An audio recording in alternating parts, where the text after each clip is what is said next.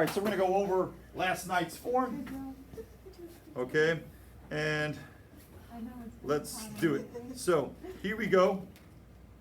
And to understand what we're doing the process, a lot of times you get lost in the sauce. The whole point of this lab is to find the formula, identify whether you have lithium carbonate, sodium carbonate, or potassium carbonate. They're both group 1 ions, they're all +1, and that's important, they're all soluble.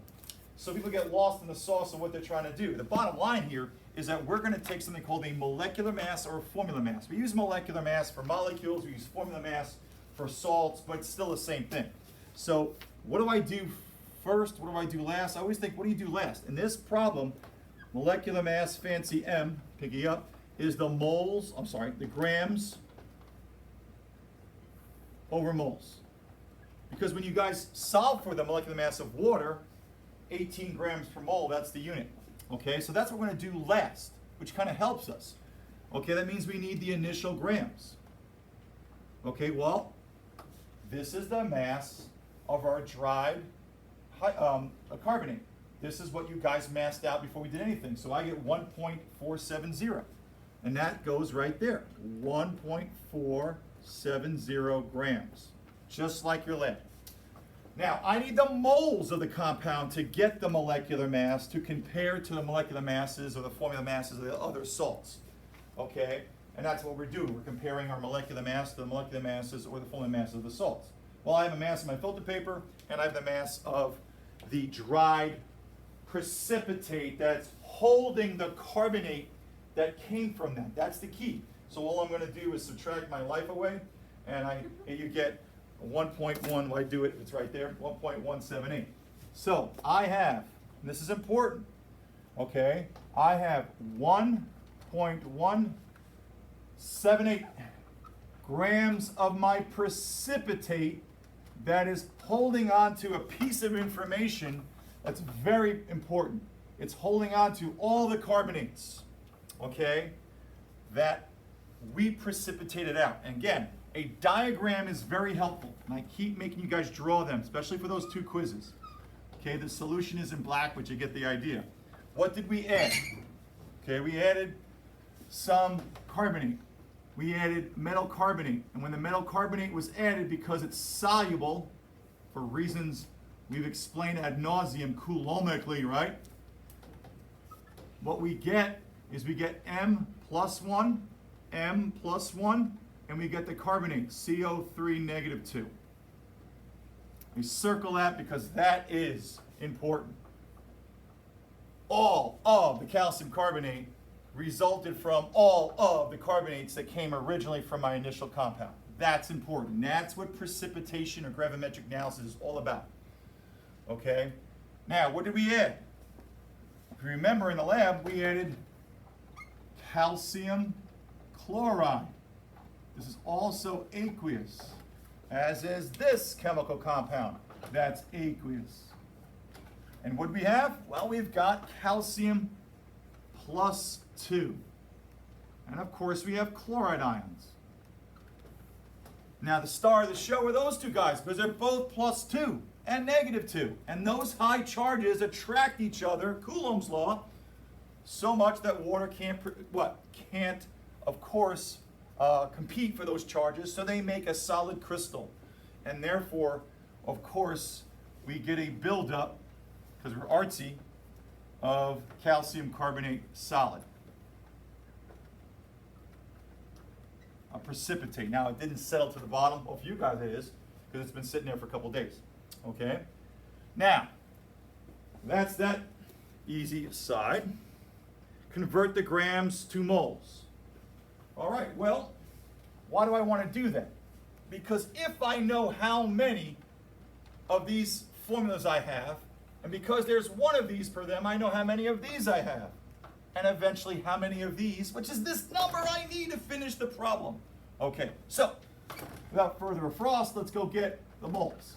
Grams go on the bottom. I'm using my units. I'm cool. I don't write the E, right? Okay. I will check on tests to see how cool you guys are. And I like calcium carbonate. If you go to the molecular mass or formula mass party, you should all know it's about 100. That's a fun one. Okay? What would be the molecular mass of glucose? 180. Come on, guys. Sorry. CO2, 44. Water? 18. See, oh, okay, we're getting there. I got that one. Okay, okay. All right. You guys are not going to get past the door with that one. All right. Although it's a small party anyway, so if you guys came, it'd be crowded. All right. All right. So grams go bye-bye. And so you're dividing by 100, so clearly I know that the moles of the calcium carbonate is 0.01178. Now, I was nice and tall. This %2 is a range, how the form works. So if you guys wanted to use the actual decimals of the atomic masses, then it would I gave you that range there. Okay? All right. Moving forward. All right. Now, what else do we have? Oh, in every 1 mole of precipitate, how many CO3s? I think it's clear that there's one of these and one of them. But there's people that got that wrong. Okay, so for every one of these, there's 1 carbonate. Okay, and it won't always be that way, right? There could be 2 chlorides per something. All right, so don't always think it's going to be a 1-to-1. All right, so number 4, how many moles of carbonates are there? It's the same number. Now, some people got lost in the sauce. When you subtracted, I told you to round to 3 decimal places, and that wound up giving you 4 sig figs. And of course, you give me back 4 sig figs, right? Because these are things that we didn't measure. All right, any case.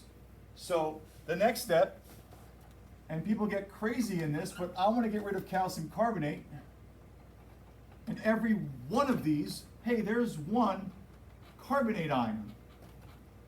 So clearly I'm just timesing by 1. It's the same number because there's 1 in them. So it's the same number as you had before, 0.00117 or whatever number you were keeping that was in that range that I thought that was acceptable. All right. And then number 5, another tough one. In one of these, how many carbonates are there? 1. Okay. So that's why the moles of the calcium carbonate, party people, have to be the moles of your unknown compound. And that's what they're asking here. What's the moles of your MtCO3? Well, if you have to, see how this works? And for every 1 M2CO3, or unknown, there is 1 carbonate. Look at that. So it's the same number. And I know a lot of people don't have to do that, but if it's not or wanted to, you should work that out for yourself. We are canceling out compounds because of the ratios are 1 to 1 to 1. Okay? And I'm sorry if I gave someone the middle finger there for a second. All right? That wasn't necessarily planned. All right? And that wasn't, pointed to anyone in particular. Support you. Yes, okay. Slow it down, make a meme. I get it. All right. 7. Kind of the experimental formula mass. Okay, well, party people, now that we've figured out the moles of this, which is the moles of the calcium carbonate, that's the number I use, which is 0.01178. And of course, put that in your later calc, and I get, I don't know exactly what number I get, 122? So 1.470. Emma got 121? 124.8. Okay. It's all about Emma right now. Okay, 0.011. Yeah, I got 124.8 actually, if you round up correctly. Okay, so I get 124.8 grams per mole. That is my molecular mass. And of course, that fits nicely in that range. That's a range, okay? And now, calculate the form mass of lithium carbonate. Well, that's 2 lithiums, 9 plus 9 plus 12 plus 48 gives you about 73. Now, of course, I gave you a range based if you were using not the rounded versions of the atomic masses. Okay, I was being nice and tall. So you did that for lithium, you did that for sodium, except 2 sodiums, each one's 23. Then if you did it for potassium carbonate, which we know is K2, right? And it's a little heavier because each potassium is 39, okay? So, we got 124, that's 137, okay? We'll talk about that. Now, number 11, What's the most unavoidable error? It's impossible to get all the little precipitates. We're going to be under. We're going to be under the amount of moles. Or in this case, this number has to be an underestimate. So if it's smaller than it should be, doesn't it make this value bigger than it should be? Yes, so we should expect to have a molecular or formula mass to be a little bit bigger than what we expect, right? So how does the error do it? It inflates it, right? And of course, identify the metal carbonate. Well, I got 124. That's not as big as the K2, but it's bigger than the sodium. So that tells me that the sodium was my chemical, okay? And that's how that worked. Any questions? Anyone at home with a question? Nice and clear today? Yeah? Ja oder nein? Sprechen Sie Deutsch ein bisschen? No? Yeah. Okay. So, what we're going to do is take out a lab. These little cherubs are going to go finish the lab. They're going to actually precipitate out and dry. You guys can work on the lab, work on the quizzes. Okay, we're going to come back, okay, and just hang out here. Okay, but we're going to come back to, once they have their data, I'm going to help you with page 2 and final discussion of this lab.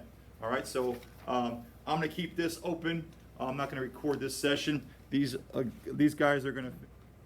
Okay, so I'm going to start helping out with, there's that page 2 kind of thing that I want you to fill out. And for those that are still home, I could do that for you now. Or I'm going to kind of model it, okay, with the data from the lab. So let's continue on page 2. And if you're stuck on some of the things that I'm asking you there, this should clear it up.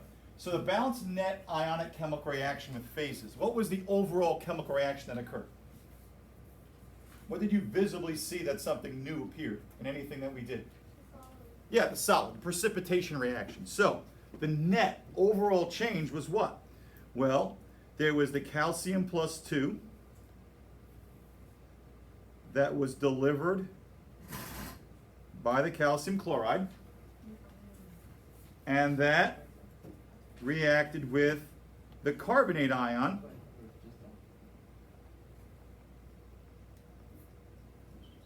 that was delivered by the metal group 1 carbonate. And of course, it's a 1-to-1, plus 2, negative 2. So clearly, we made, and that's the reason why you couldn't see the solution or through the solution, is you made basically a suspension of solids, crystals, calcium carbonate. And that, of course, is the solid, and that's your precipitate. That's the overall, and that's the stoichiometric coefficients. 1 to 1 to 1 to 1, obviously 1 to 1 to 1. All right? All right, now, given the mass of your dried precipitate, for me, it was 1.178. I'm just going right from the form. So 1.178 grams. And 125 milliliters of the calcium chloride aqueous. Complete the stoichiometry table. Okay? So, for me, remember, this is a stoich table. This goes moles. So I got to convert to moles. And of course, it was 0.01178. So I'm going to put the moles of my carbonate. Remember, it's initial, right? So initial is point, for me, it's 0.01178 moles. How do I get the calcium value? Well, party people, this will be an estimate, but if we did this correctly, or I did this correctly, this should be a value that's in excess. So we used a 0.2 molar solution, and I asked you to do what? Add at least 125 milliliters. What's that in liters? 0.125. We have to be in liters to do this calculation because molarity is mole over liter and liters cancel. So to get the moles of the calcium ion, what I'm going to do is take 0.2 times 0.125. And when I do that, I get 0.025 moles of the what? Of the calcium chloride. Hey, careful here. In every one calcium chloride, there's one calcium. So the moles of the calcium chloride formula is the same. But careful, if there's a quiz or a test and I said, how many moles of chlorine ions are there? Isn't there twice the number? Because in one of these, there's two. This is the mole of this formula. Just so happens there's one calcium. Don't fall in love with the mole of the formula. It's always the mole of the ions. You have to look at the ratio inside. Good job. Because that could be a catch where I catch you if you don't recognize that. But in this case, because there's one calcium per that formula, that is the moles of the calcium ions. And notice something.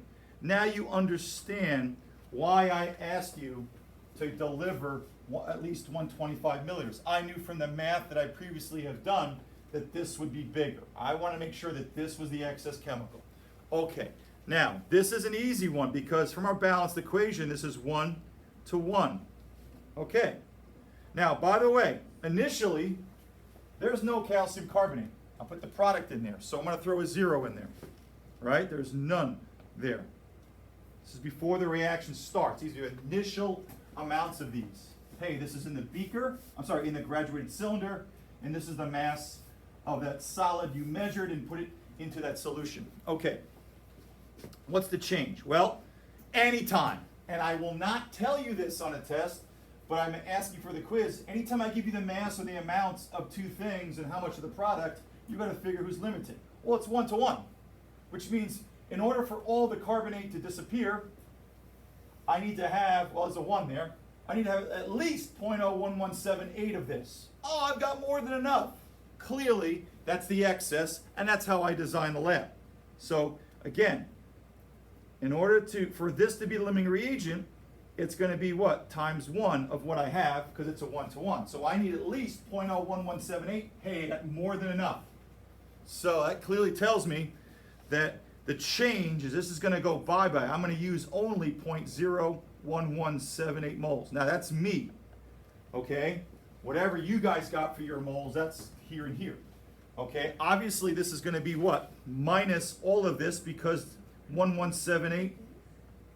Guys, it has to be that in precipitation analysis that the carbonate ion is going to be the ion that we need, has to be limited. This goes to 0.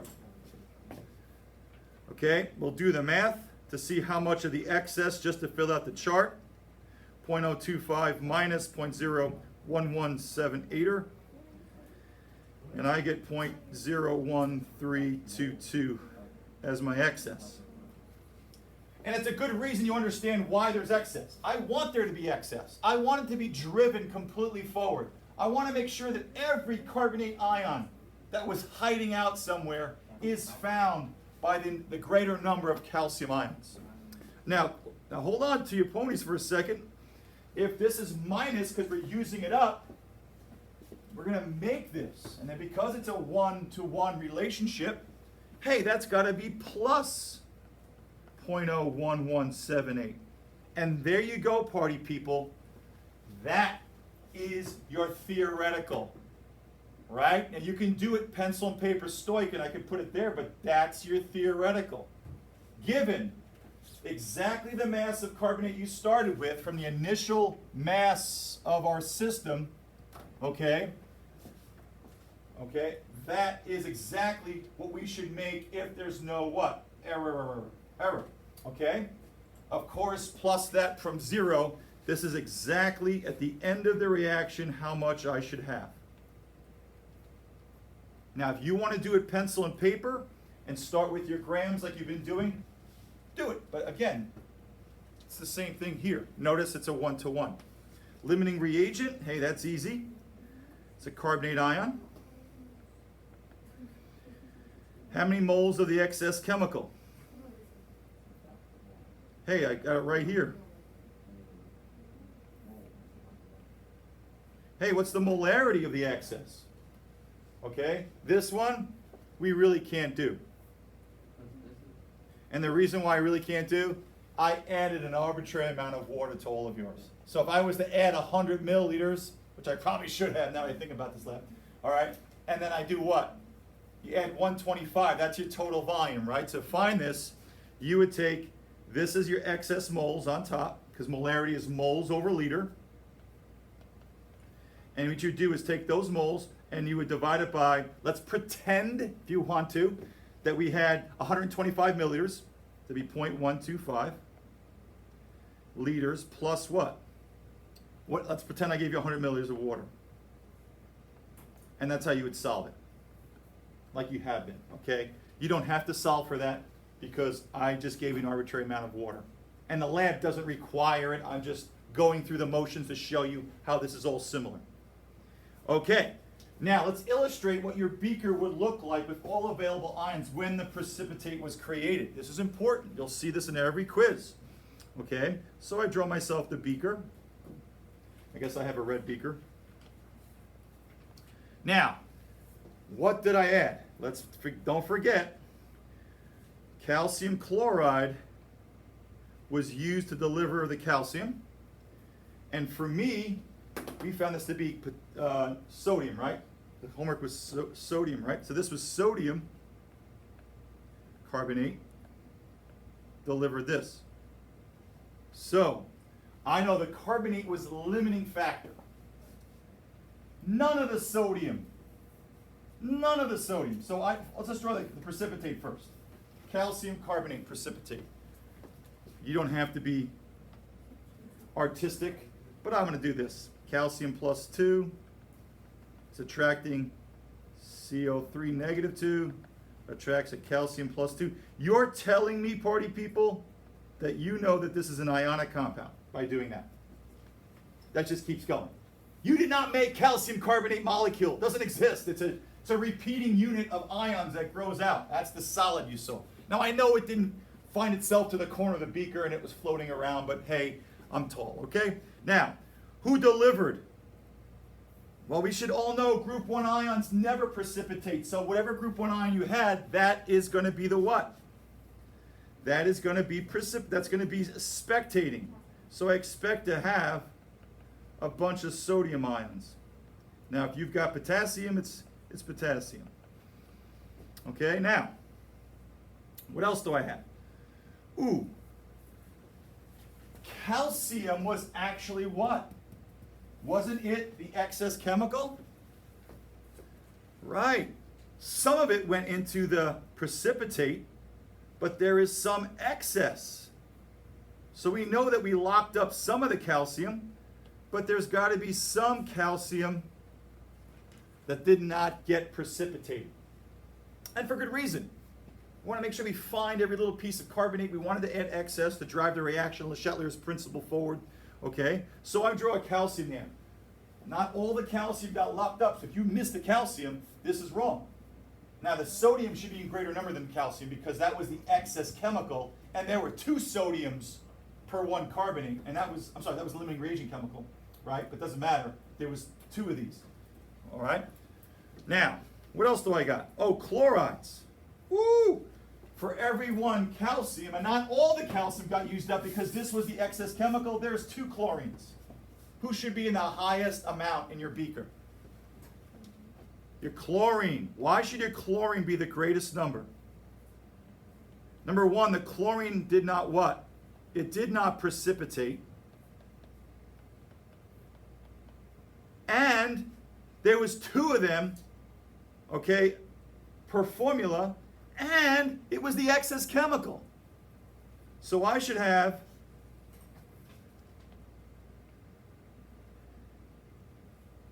calcium plus 2 is less than sodium plus less than chlorine. Or I can write what? The other way. I don't need exact ratios, but I need to take a look at this, your quiz, and say, oh, okay, a lot of the calcium got locked up. It's probably the least one there.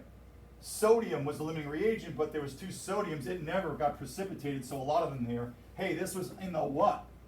Excess chemical that never was part of the precipitate, and it was 2 of them per chemical. That should be greatest amount.